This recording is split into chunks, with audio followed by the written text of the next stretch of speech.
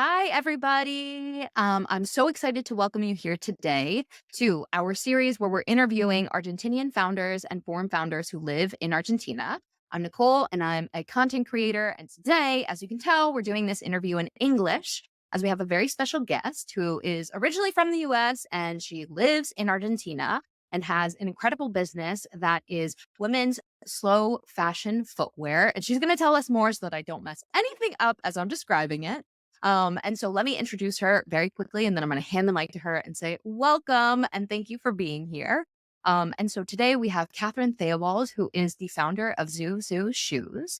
And so, Catherine, welcome. As I said, thanks for being here again. Please tell us a little bit more about Zou Xou shoes. Okay, well, Zou Xou is a line of handmade footwear. We make everything here in our workshop in Buenos Aires out of leathers, Argentine leathers, and we sell online to the whole world.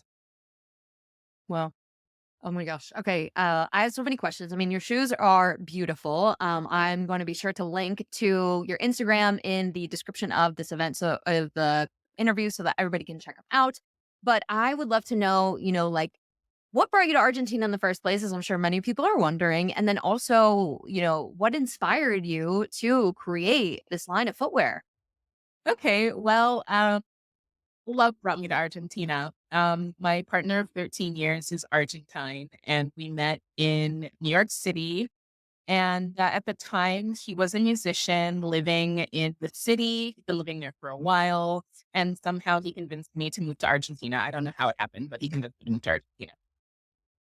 I love that. Uh, And when you moved to Argentina originally, what were those first few months like living here after living in New York City?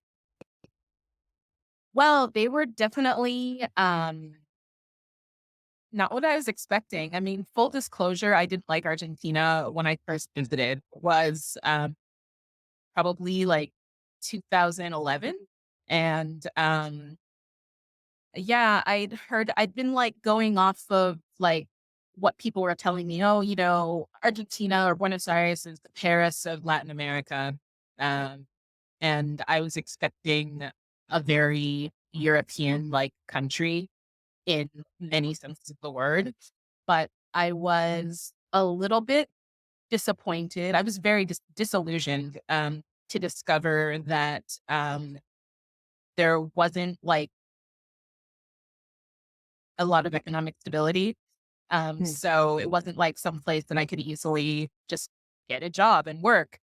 And then I was also a little bit disappointed to find out that like 2 weeks of vacation is the norm here. So I was like, what, like how can we be a European like country if we don't have like a month of vacation minimum? And then and then, the switch of seasons actually, took a long time for me to get used to. So, yeah, when I first arrived in Argentina, I was disappointed. I was like, "I don't know if I can really live here. I don't see a place I really see myself living." But then walking around in Buenos Aires one day in Palermo, Soho, I came across a pack of truly impressive designers who specialized in footwear and leather goods. And as a fashion student at the time, that immediately got my imagination working. And I think from that point, I was always playing with the idea of what if like built a collection here? What if I made things in Argentina? Is that a possibility? So, that's initially what led to the idea of Zou Xou. I, realized that, Argentina's had a footwear manufacturing industry, though in decline, it's still very much part of the culture and very much part of, the economic landscape.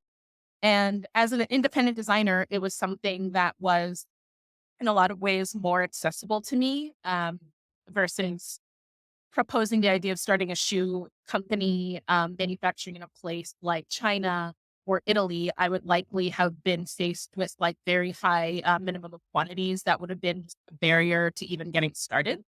But Wow. due to the fact that footwear manufacturing, the footwear manufacturing industry is in decline, there's an abundance of artisans with a lot of knowledge and too little work. And so they're willing to take on the small tareas of independent designers like me. Tareas, what I mean by tareas are like small production run. So yeah, that's initially what I think like starting to manufacture here was the beginning of like my love for this country. I realized that like, there are things possible here that aren't possible there, you know? Yeah. I love that you're telling this, particularly because I wasn't that big of a fan of Argentina in the beginning either, for my own personal reasons. And it actually wasn't really until my son got into school that I was really able to like enjoy and embrace more of the culture, right? After living there after some odd years. And I think it's such an interesting and important point to make. I think there's a lot of romanticization of moving abroad, no matter where you go. And I think the reality is that moving to a new country is very, very, very difficult. And it often takes, there's always like, I feel one pivotal moment that is like, oh, this was the moment that solidified it for me that I absolutely love it and I want to live there. And so I'm really appreciative of you for sharing that because I think it's so important to highlight. So Catherine, like, can you take me through a little bit of the growth of your company and kind of like how things are going today? Okay, so when we first started Zou Xou in like we started like prototyping things in 2014, but we didn't actually bring Zou Xou to the market until 2015. So when I first started Zou Xou, we started with one shoemaking contact that I had filed away for a couple of years. I dug it out and I gave this guy a call. He had a workshop. He was the owner of a workshop that specialized in a operation we call deformado, which is when the sides of like the leather soles of the shoe are sanded and polished so that they're smooth. And it's basically like one of the very last steps. It's what makes the shoe a shoe. And way back when I first started taking a shoemaking workshop in Buenos Aires as a student, he passed me his contact and said, if there's anything you ever need, when it comes to shoes, just let me know. So I gave him a Mhm. call and he connected us with a sewer, a laster, and something we call an empatista, which is basically like a retoucher for shoes. They're the person that like puts the finishing touches of paint and polish and puts them in the box before they get shipped to the customer. Now, at the time, we were working with all of these artisans that either had small workshops in Boedo, which is like the shoemaking neighborhood in Buenos Aires, or they had little workshops attached to their own homes. And we were taking every part of the process to these tiny workshops all over the city. And we actually were doing that up until 2019 when we opened our first workshop. Like we decided we finally got together like a great team of people that we were working with consistently. And we asked them, hey, listen, do you want to work with us exclusively? You know, all week we'll provide you a steady job, but you come to our place instead of us bringing it to you. So we opened a workshop in 2019 in the neighborhood of Colegiales. And that worked well until the pandemic and until we couldn't like work in the same place for like went on for about like maybe a year and a half or two. And we went back for temporarily to this mode of operation where we're taking things from one workshop to the other, except now our net was spread out all over the provincia de Buenos Aires. So it was like, you live in New York. So just to give you an idea, like we would be cutting our shoes in Brooklyn and then taking them to like, Harlem to be sewn and then taking them to New Jersey to be lasted and then back to our workshop in Brooklyn, so it was just like, imagine baking a cake in like five different places. That's basically what the process is like from the beginning and also during and now just moved to well, actually I've been a year and a half already, but we moved to a bigger space in Barrio Once, which is now our current workshop and show. And we're working with the same people that we've been working with for the past, I don't know, 5 or so years. And yeah, we're just growing slowly. We're a very small business. So, our business is very much about relationships. Well, it's so incredible.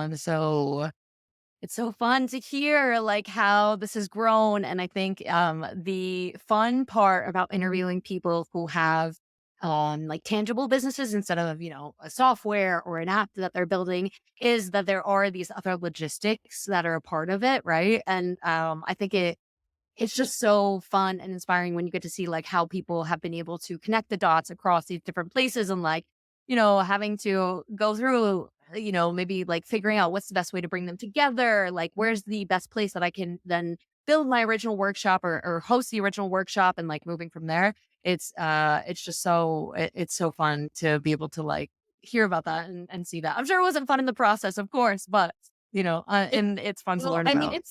it's still quite complex. I mean, there are still a couple of workshops that we take our things to just out of the fact that like they have the machinery and we don't. So we still take things to other workshops to be finished and then bring them back. But it's a lot more simplified now than when it was in the beginning. Well, I love that. Perfect. So on that note, I kind of wanted to ask you, what have been some of the difficulties for you building your business in Buenos Aires in Argentina? Um, okay, so I would say the biggest challenge is making sure that well, there are several challenges. Like on the product development side, um, sometimes it's hard to find you know, as a shoe designer, I'm talking as a creative person, sometimes it's hard to find the materials that I want to work with. Yeah. And, I am not at the point where we're like ordering meters of leather in a custom color. We're going to suppliers and choosing from what they already have. And Yeah. so sometimes when, I know that like there's some, you know, important trend happening on the market and I want to respond to it, it's hard to because maybe like, at the product development level, that color isn't in the market here, or Yeah. that finish isn't in the market here. Um, and then, I think everyone in the fashion space is starting to have the conversation about how they can make things more environmental, even cruelty free without using like plastic. And so there are a lot of innovation in, leather, substitute that, aren't in the market here and, also are complicated to bring into the country. Yeah. So that can be frustrating. Sometimes I feel like I hit a wall with, like the options that are available to push my product. Um, Yeah. but at the same time, it also is a important challenge for me because I think that I have to, it really flexes that creativity muscle. It's like, how can I, uh, you know, develop a product that is, um, relevant in spite of like these barriers that I have. So, it's a double edged. And then economically speaking, I have to say that it's a challenge, especially when now that we're starting to sell here to really gauge the pricing of the product. Like our costs are pretty much fixed. And so, the uh when inflation is rising, it's tough to know sometimes tough to be able to tell someone how much a product costs because, sometimes we're buying products that have prices that are pretty much dollarized.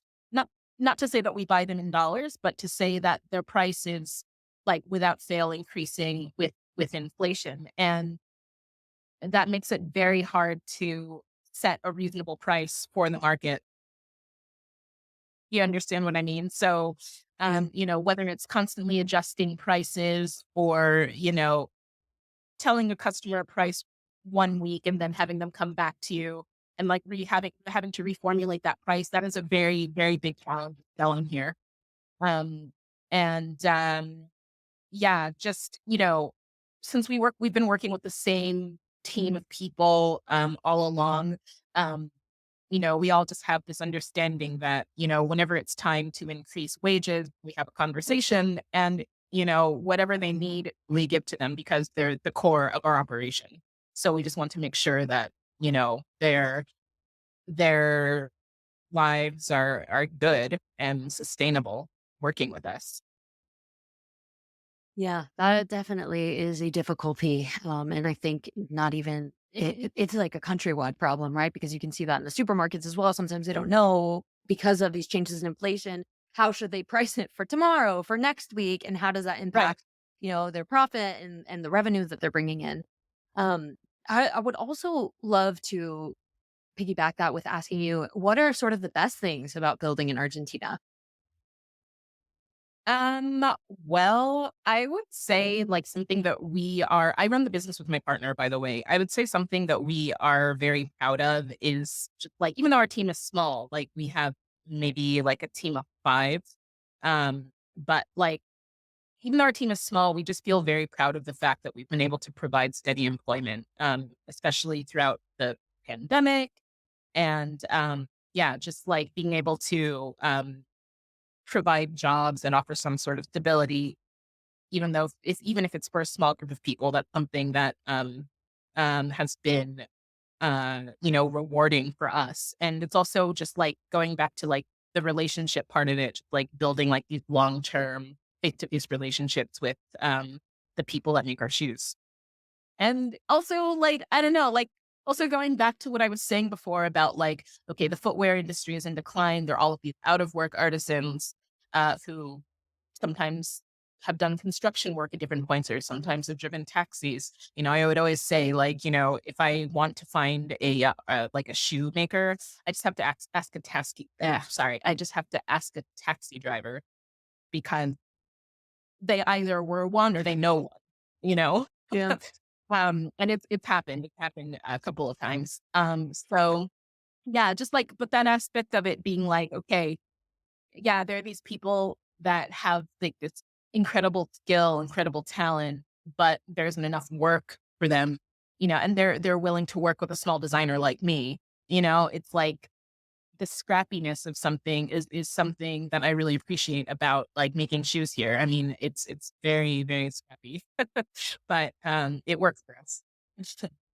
I love that. I love that. And I think, yeah, that is the key. I think that that's part of what can make your experience so special in Argentina as well, right? Is like building those relationships and being Mhm. able to like lean on those contacts and build that sort of network around whatever it is that you're interested in. Obviously, particularly for you, it's the shoes, but like people are so friendly and like I don't know. It's great. Um, I would love to just ask you quickly before we go to the lightning round. Are there any Argentinian designers that sort of inspire you? Yeah, yeah. So he doesn't sell in Argentina, but I just want to shout out Martiniano Crosset. He is a successful Argentinian shoe designer who launched his line maybe I don't know exactly when, but several years before I did.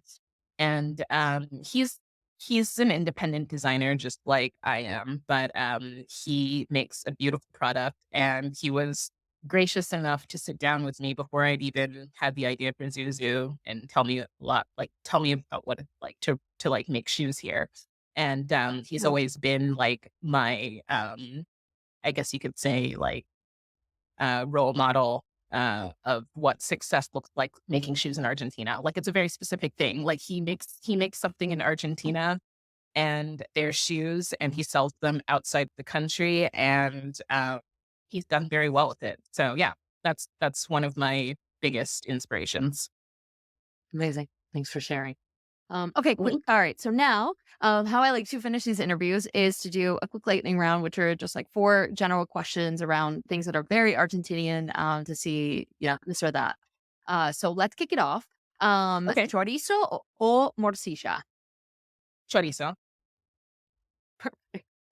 Um, Fernet con coca o cerveza? cerveza, Cerveza. Okay.